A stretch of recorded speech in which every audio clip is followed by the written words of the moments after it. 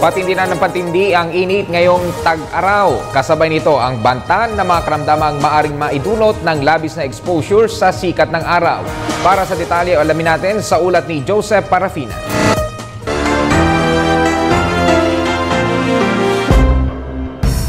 Ngayong nararamdaman na natin ang panahon ng tag-init, kagad nang nagpaalala ang Department of Health sa publiko laban sa mga sakit na uso sa ganitong panahon.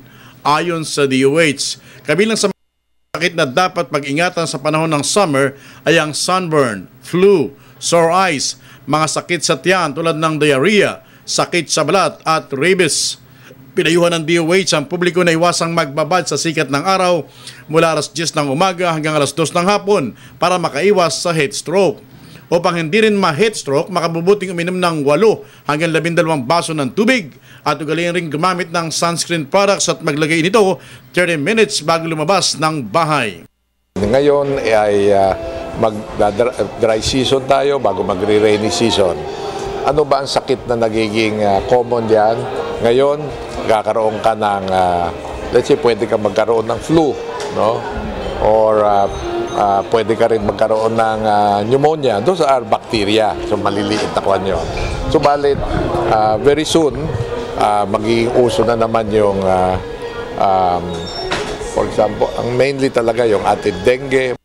Marami rin na magkakaubo at sipon sa mga ganitong panahon.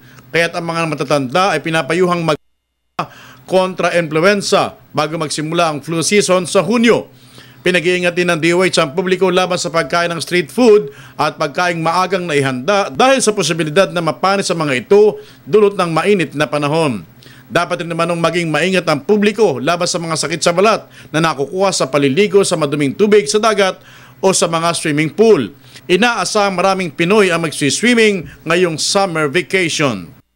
Yes, we are entering again a dry season na after maybe a month and a half or two, sisimula ng ating rainy season.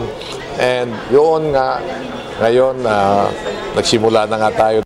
Sa ikalawang bahagi ng aking report, tatalakayin ko ang mga paalala ng mga dalubhasa at tamang paggamot sa mga sakit na ito at kung paano mawawala ang mga rabies sa inyong mga alagang aso.